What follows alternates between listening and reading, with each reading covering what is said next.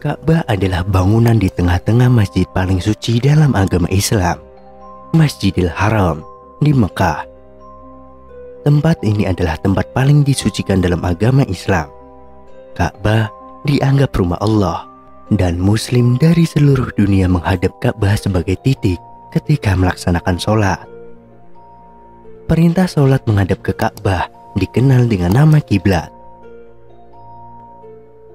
Bangunan Ka'bah beberapa kali disebutkan dalam Al-Quran dan hadis, seperti bait atau rumah, Baitul Haram atau rumah suci, Baitullah atau rumah Allah, Baitul Al-Atiq atau rumah tua, dan Awaul Bait, yaitu rumah pertama.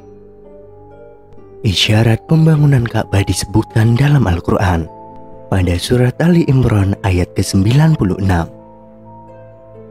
Sesungguhnya, rumah ibadah pertama yang dibangun untuk manusia ialah Baitullah yang ada di Bakkah, yang diberkahi dan menjadi petunjuk bagi seluruh alam.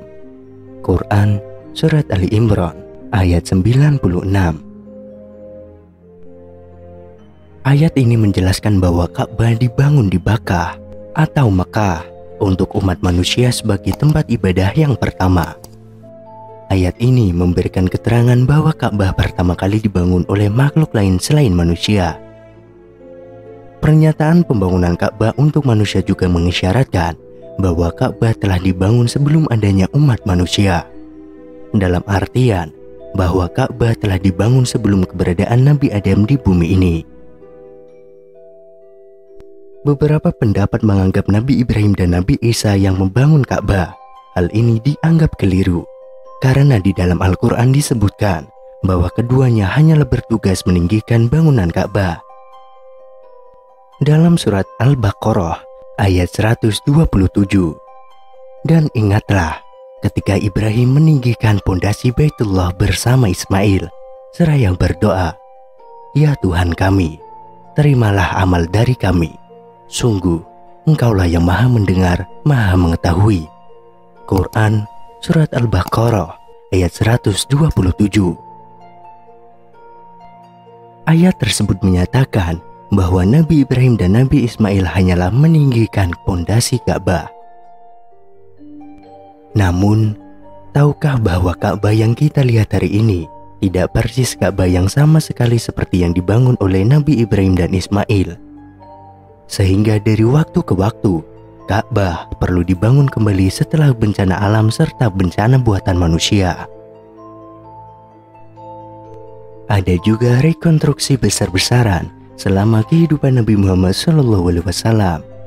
Sejak itu, rata-rata ada satu rekonstruksi besar yang dilakukan setiap abad. Renovasi masif terjadi pada tahun 1996. Dan yang satu ini sangat intensif dan sangat menyeluruh. Hal itu menyebabkan banyak pergantian batu serta menambah pondasi juga dan menambahkan seluruh atap baru. Teknik dan bahan bangunan modern memastikan bahwa Ka'bah sangat kuat dan kokoh. Fakta menarik lainnya adalah menurut tradisi Islam sebenarnya ada dua Ka'bah, Baitul Makmur, berarti rumah yang sering dikunjungi, atau rumah yang terletak di langit ketujuh, tepat di atas Ka'bah di bumi. Jadi rupanya, Ka'bah di bumi ini adalah replika Ka'bah di surga ketujuh para malaikat melakukan sholat. Para malaikat juga tawaf mengelilingi Ka'bah 7 kali mirip dengan ketika haji. Setiap hari dikatakan bahwa 70.000 malaikat mengunjunginya sekarang ini dan akan berlanjut hingga hari kebangkitan. Ka'bah juga kembali direnovasi akibat banjir bandang yang melanda kota Mekah. Sempat terjadi perselisihan antara kepala suku dan kabilah ketika hendak meletakkan kembali batu Hajar Aswad. Namun, berkat penyelesaian Nabi Muhammad, perselisihan itu kembali diselesaikan tanpa pertumpahan darah dan tanpa ada dua pihak yang dirugikan. Pada saat menjelang Nabi Muhammad diangkat menjadi nabi, sampai kepindahannya ke kota Madinah, bangunan Ka'bah yang semula rumah ibadah agama monoteisme atau ajaran Nabi Ibrahim telah berubah menjadi kuil pembujaan bangsa Arab. yang di dalamnya terletak sekitar 360 berhala atau patung yang merupakan perwujudan Tuhan-Tuhan politisme bangsa Arab ketika masa kegelapan pemikiran atau jahiliyah.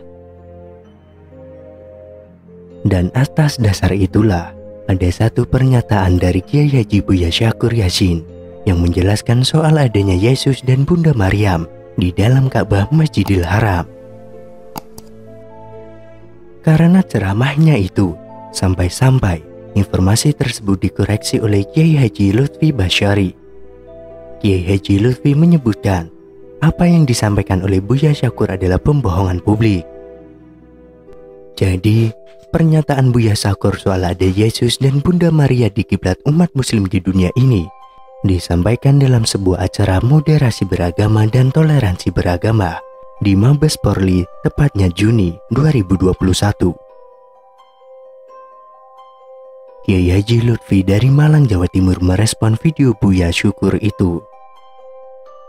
Tokoh yang mengatakan ada patung Bunda Maria dan Yesus di dalam Ka'bah di masa Rasulullah adalah pembohongan publik tanpa dasar ilmiah. Jelas Kiai Haji Lutfi. Kiai Haji Lutfi membantah data yang disampaikan Buya Syakur soal ada 480 berhala di sekitar Ka'bah yang dihancurkan. Yang disebut dalam sejarah ada 360 patung di sekitar Ka'bah. Patung yang besar antara lain Al-Alat, Al-Uzzah, Hubal, Al-Mana'ah, Suwah, dan lain-lain. Dimulai dari Fatu Makkah, penaklukan kota Makkah.